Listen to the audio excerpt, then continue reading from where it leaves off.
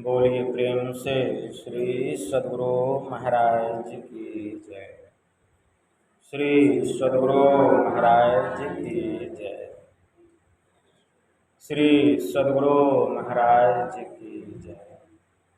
बंदो गुरुपद कंज कृपा सिंधु नर रूप हरि महामोह तम कुंज जासु वचन रवि करन कर। धन्य धन्य सतगुरु सुखद महिमा कही न जाए। जो कछु तुम्हारी कृपा मोते कछु न बसाए। श्री सद्गुरु महाराज की।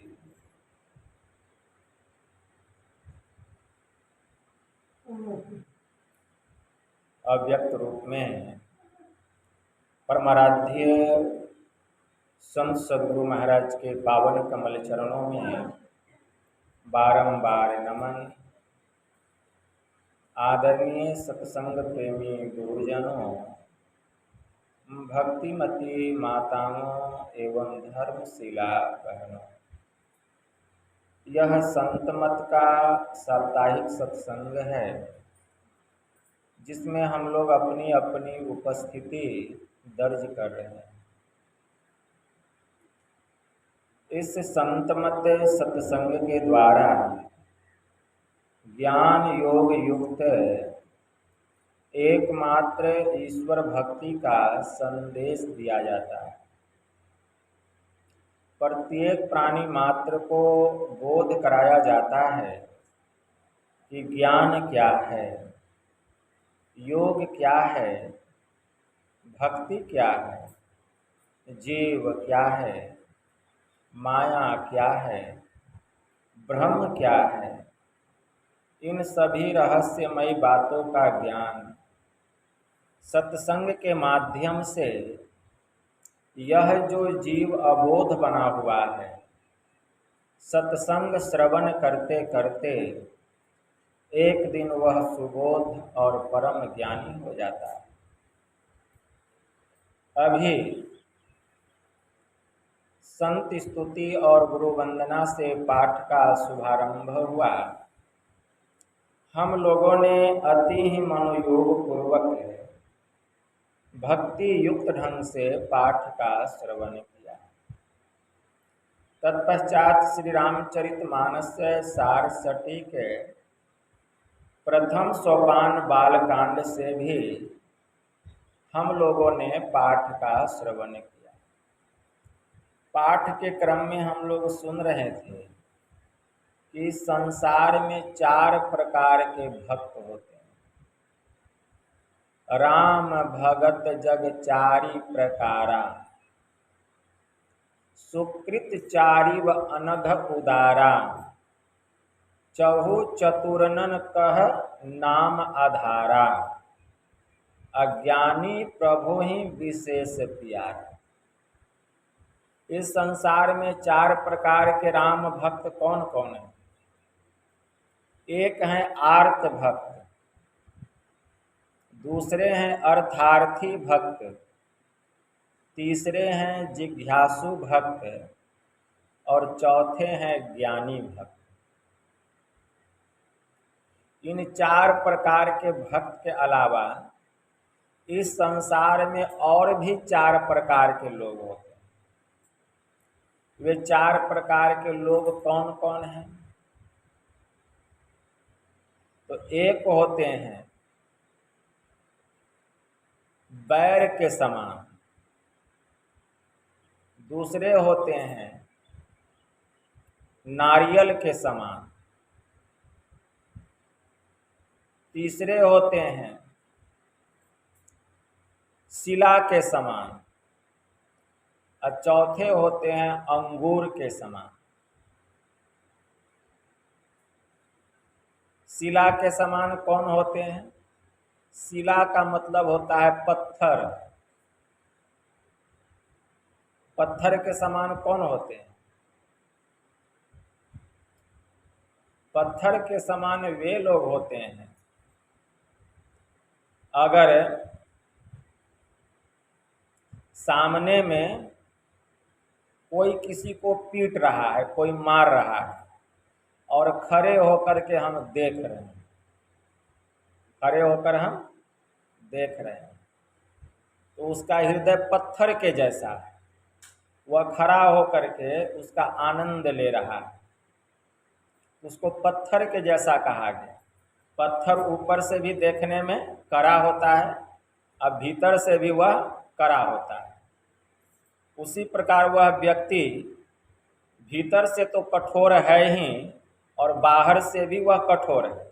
जैसे कसाई, देखते हैं कसाई जो हत्या करता है, बकरा का गर्दन काटता है, उसका हृदय पत्थर का है तब तो वह बाहर से भी कठोर और भीतर से भी कठोर। तो ऐसे जो व्यक्ति होते हैं वे शिला के समान होते हैं। और दूसरे होते हैं बैर के समान। बैर के समान कौन होते हैं? आप लोग जंगली बैर देखे होंगे, ऊपर में थोड़ा सा गुद्दा होता है लेकिन उसके भीतर में गुठली होता है। उसी प्रकार इस संसार में कुछ ऐसे भी लोग होते हैं जो ऊपर से बहुत चिकनी चुपड़ी बात करते हैं लेकिन उनके भीतर में गांठ होता है, गुठली होता है। अर्थात मुख में राम बगल में छुरी और कहे कबीर नियत है बूढ़ी। गोस्वामी जी ने मानस में लिखा, आप लोग मोर देखे होंगे, देखने में बड़ा सुंदर लगता है। मोर देखने में बड़ा सुंदर लगता है, उसकी आवाज़ भी बड़ी मधुर होती, पीहू पीहू बोलता है, लेकिन वह विषैले विषैले सर्प को खा जाता है। ऐसे लोग जो होते हैं वे होते हैं बैर के समान। मतलब सामने में तो बहुत चिकनी चुपड़ी बात करते हैं लेकिन आपके पीठ के पीछे वे गड्ढा खोदते हैं, गड्ढा खोदते हैं। तो ऐसे लोग बैर के समान बतलाए गए। मतलब आपके सामने बहुत मीठी मीठी बात बोलते हैं, बहुत चिकनी चुपड़ी बात बोलते हैं, लेकिन आपके पीछे जो है आपकी निंदा करते हैं, आपकी शिकायत करते हैं, आपके लिए नाना प्रकार के षड्यंत्र करते हैं। तो उसको कहा गया बैर के समान। और तीसरे लोग होते हैं नारियल के समान। आप नारियल देखे होंगे, नारियल ऊपर से देखने में कठोर होता है, ऊपर से काला होता है, कठोर होता है, लेकिन उसके भीतर में क्या होता है? गरी होता है, नारियल होता है, एकदम उजला, एकदम साफ स्वच्छ और ठंडा ठंडा शीतल जल लिए हुए होता है। उसी तरह इस संसार में कुछ लोग ऊपर से कड़क होते हैं लेकिन भीतर में उसी नारियल के जैसे मुलायम होते हैं और अंदर से शीतलता लिए हुए होते हैं। ऐसे लोग कौन होते हैं? जैसे हमारे माता पिता। हमारे माता पिता जो होते हैं अपने बाल बच्चे के लिए ऊपर से बहुत कठोर बात बोलते हैं, बहुत डांट लगाते हैं, बहुत फटकार लगाते हैं, लेकिन उनका हृदय जो है भीतर से वो नारियल के जैसा होता है और शीतल जल लिए हुए होता है। ठीक है ना? मतलब ये भीतर से कठोर नहीं होते हैं, ऊपर से ही कठोर होते हैं और भीतर से उसी नारियल के तरह स्वच्छ होते हैं, उज्जवल होते हैं और अपने बाल बच्चे के प्रति उनके हृदय में शीतलता होती है, करुणा होती है, दया होता है, प्रेम होता है। ठीक है ना? और चौथे लोग होते हैं अंगूर के समान। अंगूर के समान कौन होते हैं? तो अंगूर के समान होते हैं संत सद्गुरु। अंगूर जो है ऊपर से भी मुलायम और भीतर से भी मुलायम और खाने में भी एकदम सुस्वादु स्वादिष्ट लगता है। तो जो संत सद्गुरु होते हैं वे अंगूर के जैसे होते हैं। वे हमारे लिए ऊपर से भी भला सोचते हैं और भीतर से भी हमारे लिए भला ही भला सोचते हैं। इसीलिए संत चरणदास जी महाराज की वाणी में आया, पितु सु माता 100 गुना, सुत को राखे प्यार, मन सेति सेवन करे, तन सो डांट अरुगार। माता से 100 गुना हरि, जिनसे 100 गुरुदेव, प्यार करे अवगुण हरे, चरण दास सुखदेव। इसलिए जितना भला, जितना कल्याण हमारे लिए संत सदगुरु करते हैं, वैसा कल्याण इस संसार में और कोई दूसरा नहीं कर सकता। इसीलिए गुरु की दर्जा जो है सबसे सर्वश्रेष्ठ है, उनकी महत्ता जो है सबसे अधिक बतलाई गई। तो इन 4 प्रकार के अलावा इस संसार में और भी 4 प्रकार के लोग होते हैं। एक होते हैं दाता, एक होते हैं दाता, दूसरे होते हैं उदार, तीसरे होते हैं कंजूस, और चौथे होते हैं मक्खी चूस। तो मक्खी चूस कौन होते हैं? अगर कहीं से गलती से आप भोजन कर रहे हैं और घी में कहीं आकर के मक्खी गिर जाए और वह मक्खी घी से पूरा लपेटा हुआ है, मक्खी उड़ने के लिए फरफरा रही है, लेकिन घी में वह डूबी हुई होने के कारण कितना भी प्रयास करे सब प्रयास विफल, वह मक्खी निकल नहीं पाती। अब बेचारे जो मक्खी चूस होते हैं वे सोचते हैं कि अगर मक्खी को घी से निकाल करके फेंकेंगे तो बहुत सारा घी मक्खी के साथ बर्बाद हो जाएगा। तो ऐसा मन में विचार करके वह मक्खी को निकाल के फेंकते नहीं हैं, मक्खी को निकाल करके चूस जाते हैं कि घी बर्बाद नहीं हो, और चूस करके वह मक्खी को क्या फेंकेंगे, मक्खी को भी चूस जाते हैं। तो ऐसे लोगों को मक्खी चूस कहा गया। दूसरे होते हैं कंजूस। कंजूस वे होते हैं जो केवल अपने बारे में ही सोचते हैं, औरों के बारे में उनको कोई चिंता नहीं होती है, केवल वे अपने स्वार्थ सिद्धि में ही लगे होते हैं। तो ऐसे व्यक्ति को कहा गया कंजूस। वह धन जो है गाड़ करके रखते हैं, छुपा करके रखते हैं, लेकिन न अपने परिवार में खर्च करेंगे, न और किसी दूसरे लोगों के कल्याण में ही खर्च करेंगे। धन जो है उनका शरीर छूट जाता है, लेकिन धन जहाँ का तहाँ पड़ा रह जाता है, धन में कीड़ा पड़ जाता है, सड़ जाता है, बर्बाद हो जाता है। लेकिन ऐसे जो कंजूस व्यक्ति होते हैं वे धन किसी को देते नहीं। तीसरे होते हैं उदार। जो उदार व्यक्ति होते हैं वह अपने बारे में भी सोचते हैं और दूसरों के बारे में भी सोचते हैं। वह अपना तो कल्याण चाहते ही हैं, लेकिन जहाँ तक हो सके वह दूसरे का भी कल्याण करते हैं। ऐसे लोगों को उदार कहा गया। और एक होते हैं दाता। दाता वे होते हैं जो अपने बारे में नहीं सोचते हैं, वे दूसरे के बारे में ही हमेशा सोचते हैं। मतलब उनका इस संसार में आना ही परमार्थ के लिए, अर्थात संसार के कल्याण के लिए, संसार के जीवों की रक्षा के लिए, संसार का जीव का कल्याण कैसे हो, ऐसे वे दाता होते हैं। और संसार में सबसे बड़े दाता हो गए कर्ण।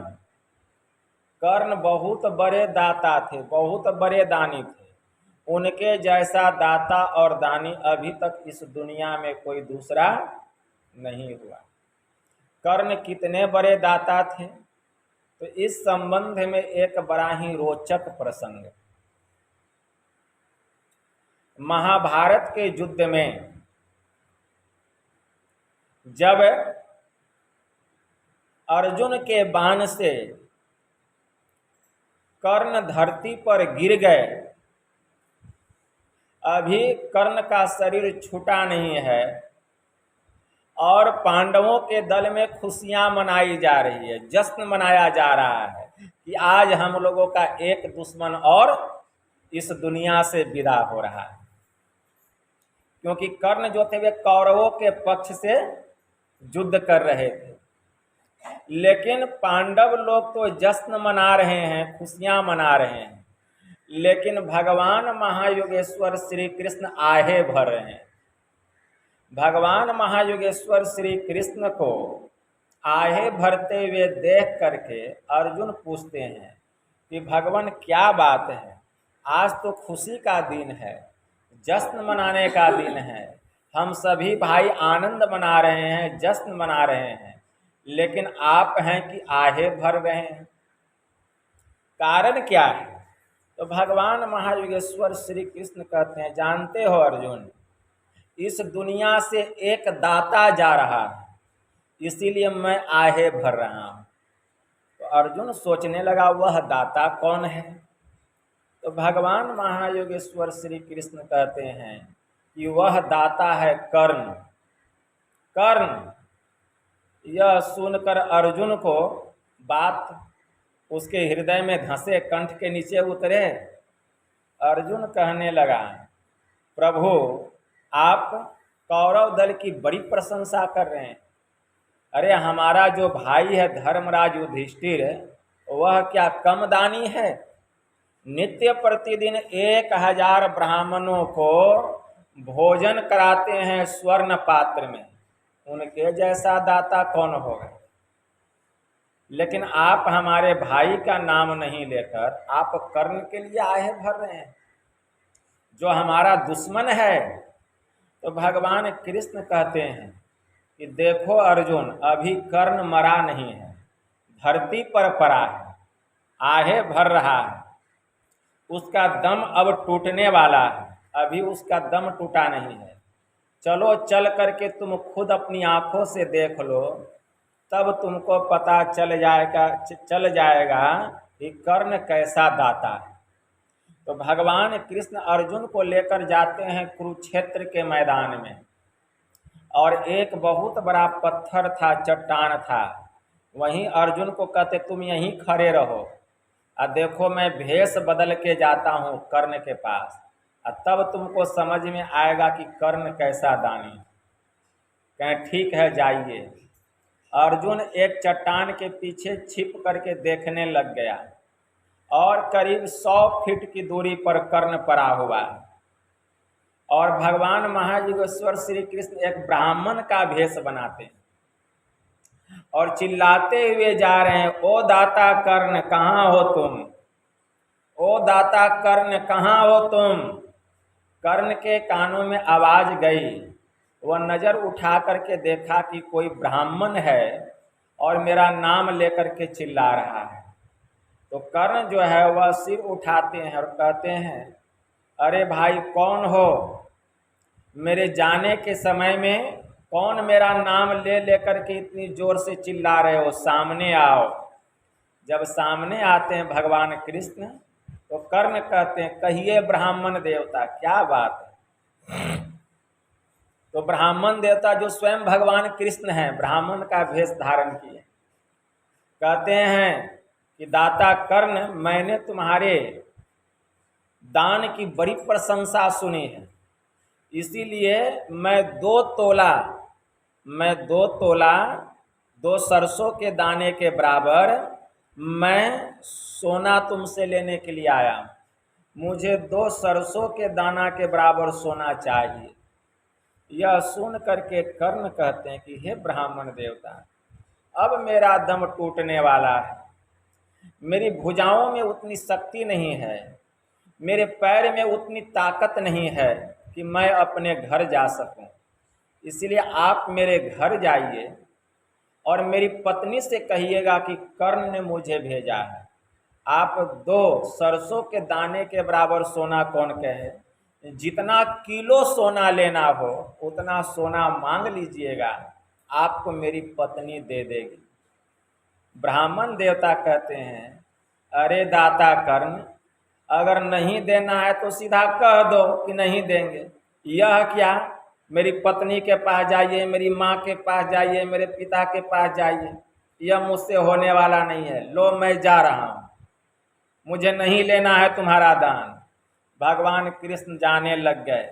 तब कर्ण मन ही मन सोचने लगा कि मेरे दांतों में सोना मढ़ा हुआ है, और ब्राह्मण को तो 2 सरसों के दाना के ही बराबर सोना चाहिए, और मेरे पूरे दांत में सोना मढ़ा हुआ है, क्यों नहीं सोना निकाल करके दे दूं।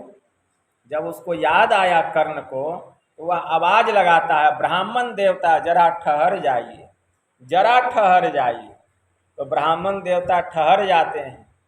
कर्ण कहता है कि हे ब्राह्मण देवता, देखिए मेरे दांत में सोना मढ़ा हुआ है, देखिए सामने में पत्थर पड़ा हुआ है, वह पत्थर लेकर के आइए, मेरे दांत को तोड़ दीजिए पत्थर से मारकर, और सोना निकाल लीजिए, आपका काम हो जाए।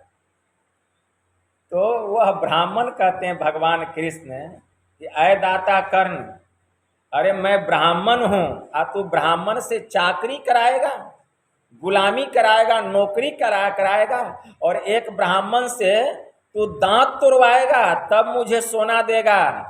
ऐसा सोना मुझे नहीं लेना है, जा मैं चला। और अर्जुन सब लीला देख रहा है चट्टान के पीछे छिप करके। जब भगवान कृष्ण जाने लग गए, तब कर्ण कहता है कि हे ब्राह्मण देवता जरा ठहर जाइए, जरा ठहर जाइए। ब्राह्मण देवता ठहर गए। कर्ण किसी तरह अपने शरीर में ताकत लगा करके लुढ़कते हुए, अपने शरीर को घिसटाते हुए उस पत्थर के पास जाते हैं, और उस पत्थर में अपना मुंह बजार देते हैं। दांत टूट जाता है, सोना निकल जाता है, और सोना लेकर के उस ब्राह्मण को देने लगते हैं कि लीजिए ब्राह्मण देवता। तो भगवान कृष्ण पीछे हट जाते हैं। अरे झूठा कहीं का, तू ब्राह्मण को झूठा सोना देता है, मुझे नहीं लेना है तेरा झूठा सोना, चल अपना सोना अपने पास में रख। भगवान कृष्ण जाने लगते हैं। फिर कर्ण कहता है ब्राह्मण देवता जरा ठहर जाइए, जरा ठहर जाइए। ब्राह्मण देवता ठहर जाते हैं। कर्ण अपने शरीर में पूरा ताकत लगाता है, और जहां उसका तरकस गिरा हुआ था तीर का, वहां जाता है अपने शरीर को घसेटते हुए, तरकस से तीर निकालता है। जमीन पर उसका धनुष भी गिरा हुआ था, वह अपने धनुष को उठाता है और धनुष पर तीर को चढ़ाता है, बाण को चढ़ाता है, और पूरी ताकत के साथ वह तीर को खींच करके कान तक जमीन पर दे मारता है। जमीन से पानी का सुराग निकलता है, पानी का फव्वारा निकलता है जमीन के भीतर से, और कर्ण उसी पानी के फव्वारे में सोना को दे करके भगवान श्री कृष्ण के हाथ में जैसे देता है, भगवान श्री कृष्ण के हाथ में भगवान महायोगेश्वर श्री कृष्ण अपने वास्तविक रूप में प्रकट हो जाते हैं, वास्तविक रूप में प्रकट हो जाते हैं। और जो अर्जुन सब दृश्य देख रहा है, और वहीं पर भगवान कृष्ण कहते हैं वाह रे दाता कर्ण, मैंने मान ली तेरी दानवीरता को, अब मैं तुझे वचन देता हूं कि इस दुनिया में अब तेरे जैसा कोई दाता नहीं होगा, इसीलिए मैं तुम पर अति प्रसन्न हूं। बोल क्या वरदान मांगता है, आज तू जो वरदान मांगेगा वही वरदान मैं तुझे दूंगा। तो कर्ण कहता है कि प्रभु इस कर्ण ने केवल देना सीखा है, लेना नहीं सीखा है, और अंतिम समय में भी मैं आपसे कुछ नहीं मांग रहा हूं। अगर आपको कुछ देना है तो आप मुझे अपने चरणों में स्थान दीजिए, और मुझे कुछ भी नहीं चाहिए। और कर्ण भगवान श्री कृष्ण के चरणों में अपना सिर को रख करके वहीं दम तोड़ देता है। अर्जुन देखता का देखता रह जाता है। ऐसा दाता, ऐसा दानी कौन होगा। तो चौथे प्रकार के लोग वे होते हैं जो होते हैं दाता, मतलब वे अपने बारे में नहीं सोचते हैं, वे हमेशा दूसरों के बारे में ही सोचते हैं। इन 4 प्रकार के लोगों के अलावा इस संसार में और भी 4 प्रकार के लोग होते हैं। एक होते हैं मानव, एक होते हैं दानव, एक होते हैं देवता, और एक होते हैं शैतान। मानव किसको कहा गया? जो अपने सुख के लिए किसी को दुख नहीं देता है, वह है मानव। दानव किसको कहा गया? जो दूसरे को दुख देकर स्वयं सुखी होना चाहता है। देवता किसको कहा गया? जो स्वयं दुख उठा करके किसी को सुख दे देता है। और शैतान किसको कहा गया? जो दूसरे को दुख देने के लिए दुख सहता है। तो मानव कौन है? जो अपने सुख के लिए किसी को दुख नहीं देता है, वह मानव है। जो अपने सुख के लिए किसी को दुख नहीं देता है और जो दूसरे को दुख देकर स्वयं सुखी होना चाहता है, वह मानव नहीं, वह देवता है। जैसे हम लोग मुर्गा, मुर्गी, पाठा, पाठी, गाय, बकरा, बकरी को मार करके खा जाते हैं, तो अपने सुख के लिए दूसरे को दुख देते हैं। मतलब दूसरे को दुख देकर हम सुखी होना चाहते हैं, तो वह मानव नहीं है, वह है दानव। और देवता कौन है? मतलब हम भूखे रह जाएंगे, लेकिन जो हमारे द्वार पर आएगा उसको हम भूखे नहीं रखेंगे। ठीक है ना? जो स्वयं दुख उठाकर किसी को सुख दे दे, स्वयं भूखे रह करके किसी को भोजन करा दे, तो लोग उसको क्या कहते हैं? ये तो देवता हैं। और चौथे प्रकार के लोग होते हैं शैतान। शैतान स्वयं दुखी है और दूसरे को दुख देने में भी उसको आनंद आता है। जैसे बहुत संसार में ऐसे लोग होते हैं जो कहते हैं कि हम तो मिटेंगे लेकिन तुमको भी मिटा देंगे। मतलब वह तो स्वयं दुख में है ही और दूसरे को दुख देने में भी उसको आनंद आता है। ये 4 प्रकार के और इस संसार में लोग होते हैं। इसके अलावा इस संसार में और भी 3 प्रकार के लोग होते हैं। एक होते हैं गुलाब के जैसे, दूसरे होते हैं आम के जैसे और तीसरे होते हैं कटहल के जैसे। गुलाब के जैसे वे लोग होते हैं जो केवल कहते हैं लेकिन करते कुछ नहीं है। जैसे गुलाब में केवल फूल लगता है, उसमें फल नहीं लगता है। तो दूसरे प्रकार के लोग होते हैं आम के जैसे, तो आम में फूल भी लगता है और फल भी लगता है। तो दूसरे प्रकार के जो लोग होते हैं वे जो कुछ कहते हैं तो उसमें से कुछ करके भी दिखलाते हैं। और तीसरे प्रकार के लोग होते हैं कटहल के जैसे, कटहल में फूल नहीं लगता है, केवल फल ही लगता है। तो तीसरे प्रकार के जो लोग होते हैं वे कहते नहीं है, वे करके दिखला देते हैं। तो अभी हम लोग सुन रहे थे 4 प्रकार के भक्त के बारे में। तो 4 प्रकार के भक्त में सबसे प्यारे भक्त कौन है?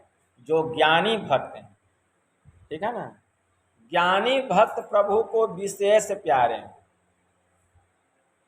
ज्ञानी भक्त कौन होते हैं?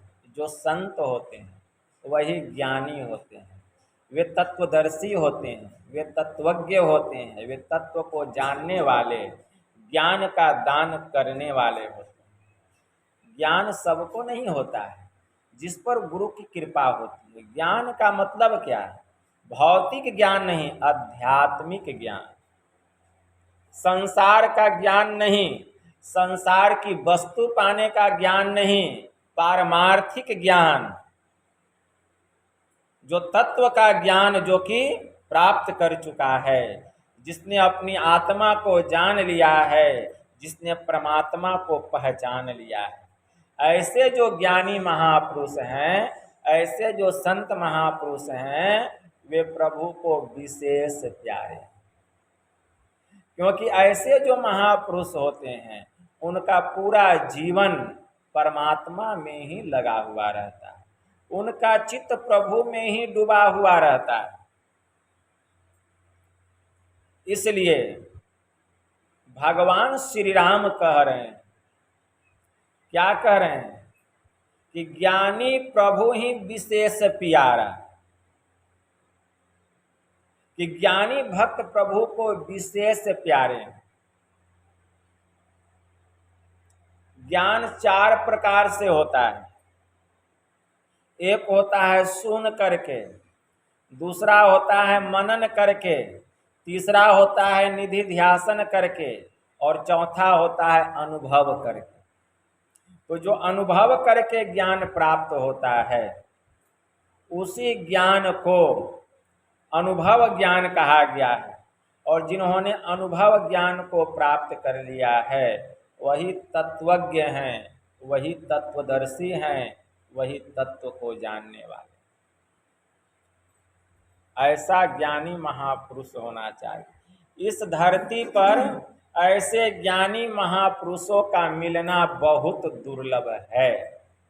लेकिन शैले शैले न माणिक्यम मोकितम न गजे गजे, कहते हैं चंदनम न सर्वत्र, चंदनम न सर्वत्र मतलब शैले शैले न माणिक्यम मोकितम न गजे गजे, न सर्वत्र साधवो न चंदनम बने बने, मतलब सब जगह शैले शैले मतलब प्रत्येक पर्वत में माणिक्य नहीं मिलता है, प्रत्येक पर्वत में माणिक्य नहीं मिलता है। मोकितम न गजे गजे, ठीक है ना, और प्रत्येक हाथी में मुक्ता नहीं मिलता है। चंदनम साधो न सर्वत्र चंदनम न बने बने, सभी जगह सच्चे संत नहीं मिलते हैं और सभी जंगलों में चंदन का वृक्ष नहीं मिलता। इसका मतलब यह नहीं कि यह संसार मुक्ता से, यह संसार मोती से, यह संसार माणिक्य से, यह संसार चंदन से और यह संसार सच्चे संत से खाली हो गया। इसका मतलब यह नहीं है। अभी भी इस संसार में चंदन है लेकिन सब जगह नहीं है। अभी भी संसार में मुक्ता है लेकिन सब जगह नहीं है। अभी भी संसार में माणिक्य है लेकिन माणिक्य सब जगह नहीं मिलता है। अभी भी इस संसार में सच्चे महापुरुष संत हैं लेकिन वे सब जगह नहीं मिलते हैं। इसका मतलब ये नहीं कि यह धरती उससे खाली हो गई, यह धरती उससे खाली नहीं है, ठीक है ना। भाग्य वाले को मिलता है, भाग्य वाले को मिलता है। तो जिसका भाग्य होगा उसी को न मिलेगा। और भाग्य का निर्माण कैसे होता है? कर्म से, पुरुषार्थ से भाग्य बनता है। बहुत लोग कहते हैं जो भाग्य में लिखा रहेगा वही मिलेगा। बात तो बिल्कुल सही आपने बोला, लेकिन कोई बता सकते हैं कि भाग्य कैसे बनता है? बहुत लोग कहते हैं बाबा भाग्य में लिखा होगा तो जरूर मिलेगा। अरे बेवकूफ है, भाग्य में लिखा होगा मिलेगा, लेकिन भाग्य बनता कैसे है? भाग्य तो पुरुषार्थ से बनता है, भाग्य तो कर्म से बनता है। जैसा तू कर्म करेगा वैसा तेरा भाग्य बनेगा। ये विधि का विधाता का विधान है। इसीलिए कि तेरा कर्म अगर उज्जवल होगा तो तेरा भाग्य भी एक दिन उज्जवल हो जाएगा।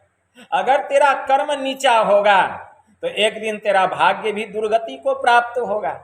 इसीलिए हमारे कर्म उत्तम होने चाहिए। इसके लिए पुरुषार्थ करना पड़ता है, इसके लिए उद्यम करना पड़ता है, इसके लिए परिश्रम करना पड़ता है, मेहनत करना पड़ता है, तब हमारा भाग्य बनता है। इसलिए हमें कर्म करना चाहिए। कर्म प्रधान विश्व रचि राखा, जो जस करहि तसहि फल चाखा। गोस्वामी जी ने मानस में लिखा, यह संसार कर्म प्रधान है, ठीक है ना। जो इस संसार में जैसा कर्म करता है समय आने पर उसको उसी के अनुकूल फल मिलता है। यह ध्रुव सत्य है। इसलिए हम लोगों को कर्म करना चाहिए। हम संसार में रहकर भौतिक कर्म करते हैं, लेकिन भौतिक कर्म के साथ अगर आध्यात्मिक कर्म जुट जाए, अगर पारमार्थिक कर्म जुट जाए तो सोने में सुगंध आ जाए। सोने में सुगंध। सांसारिक कर्म, माँ बाप की सेवा करना, अपने परिवार का पोषण करना, अपने बाल बच्चों की परवरिश करना, अपने बच्चे को संस्कारित करना, अच्छे संस्कार देना, उसको पढ़ा लिखा करके ऊंचे ऊंचे पद पर प्रतिष्ठित करना, ये प्रत्येक माता पिता का परम कर्तव्य होता है।